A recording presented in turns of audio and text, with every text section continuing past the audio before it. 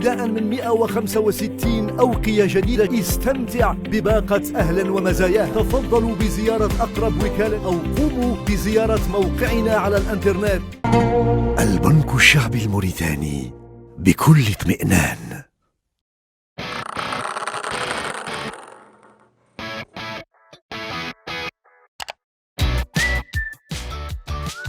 البروفيسور لوغورمو عبدول، أكاديمي وناشط سياسي. السلام عليكم أهل التواتر. السلام عليكم ونسي أن كوريج من تواتر. Donc, je vous salue tous et merci surtout de m'avoir invité pour échanger avec vous. J'espère que ça ira. ما الذي بقي من تجربة الكادحين سياسياً؟ أنا كنت من الكادحين وحتى الآن مع عقل وروح تعرف هذا الحركة، ولكن الآن السياسة الأخرى. C'est un autre monde, c'est une autre façon de voir, mais l'esprit quand même, l'esprit de changer le monde dans le bon sens, c'est-à-dire en fait dans le sens disons d'être au service du plus grand nombre, en particulier du peuple et des plus pauvres, et de faire en sorte que ce pays ne soit pas le pays simplement de ceux qui possèdent, mais aussi soit le pays de tout le monde, pour que tout le monde puisse tirer bénéfice de ce qui s'y trouve. Ça, c'est un esprit qui aujourd'hui encore est au cœur de l'activité politique, que je pense, pour ma part, être l'activité la plus efficiente pour un patriote. Donc de ce point de vue-là, il n'y a pas de rupture avec l'esprit كادحي de ce point de vue-là. ما هو أول قرار يجب على الرئيس المقبل اتخاذه؟ أول شيء أظن في وحدة الشعب. Parce qu'on sait que ce pays-là, depuis un certain nombre d'années, et particulièrement au cours de ces toutes dernières années, connaît une situation devenue de plus en plus compliquée dans les rapports entre les communautés et l'État. Ce qui a pour effet de créer un climat de suspicion, un climat de déconsidération des relations traditionnelles au sein de notre peuple. Et donc ça a créé en fait un climat qui décourage surtout les jeunes d'investir leur cœur, leur esprit, leur connaissance dans un pays où la division est devenue maintenant une chose presque banale.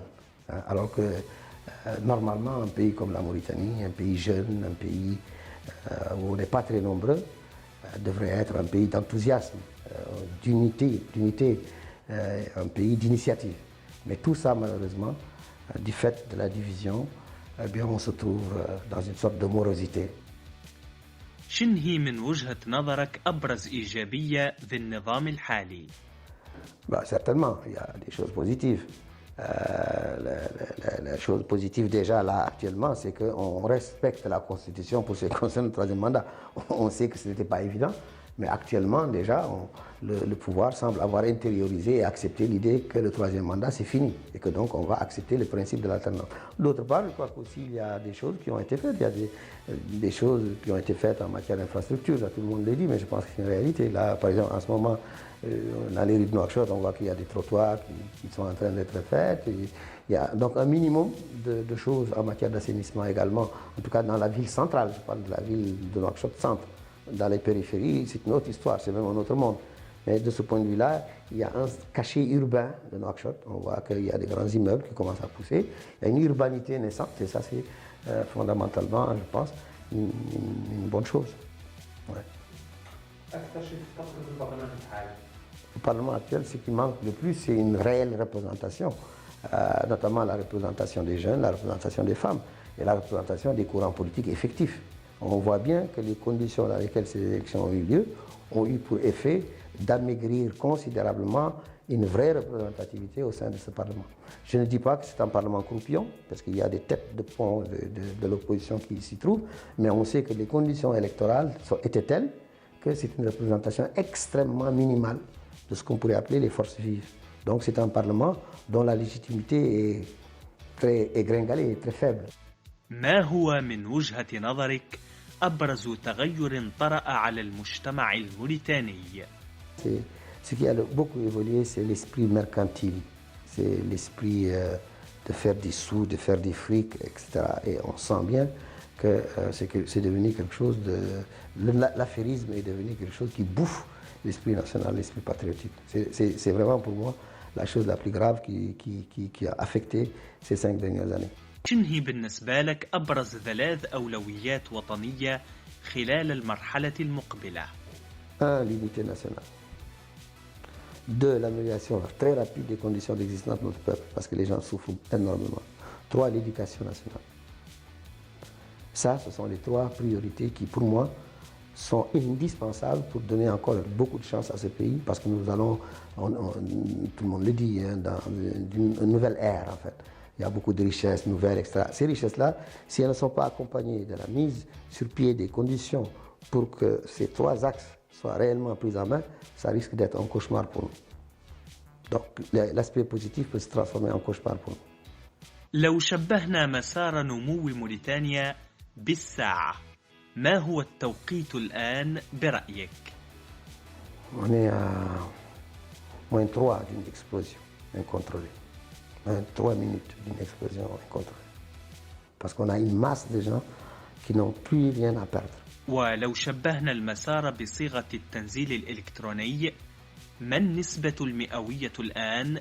Si c'est dans le cadre d'un téléchargement positif, on est vraiment au tout début. Et ça a du mal à démarrer. Vous savez, comme s'il y a une sorte de, comment on appelle ça, de bug. Hein? La chose est là, on voit bien que la chose à télécharger est là, mais ça ne bouge pas. Et c'est ennuyant, on est pressé que ça bouge. On est à peu près de ça, et ça au début. Si c'est négatif, malheureusement, il y a un téléchargement et il s'accélère. On a le sentiment inverse.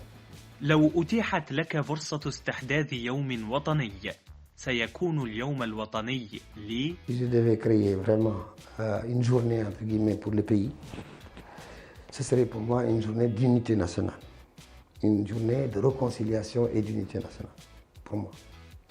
موقف طريف راسخ في ذاكرتك من تجربة التدريس الجامعي. Ce que je vais retenir, c'est quand une de mes étudiantes, la première fois que j'ai été affecté ici à l'université de Nouakchott, on attendait le prof, M. Lo, prof de liberté publique, et moi je suis rentré, et donc j'ai posé mon sac sur la table, et puis voilà, c'était une après-midi, et j'ai dit je suis M. Lo, c'est moi que vous attendiez. Toute la classe a éclaté de rire, parce qu'ils pensaient que j'étais là pour blaguer, que c'était un autre étudiant qui faisait le malin. Et il a fallu que j'essaye de démontrer que je suis réellement le professeur pour qu'on finisse par croire qu'effectivement j'étais le professeur. Ça ne m'est jamais sorti de l'esprit. ذكرى راسخة من أيام الطفولة. C'est très compliqué. C'est la première fois que j'ai dansé avec ma copine au collège. La première année de collège. J'ai dansé pour la première fois, j'ai dansé avec une fille. Et ça m'est toujours resté. Voilà. Si ma fille m'apprend, je vais avoir des problèmes.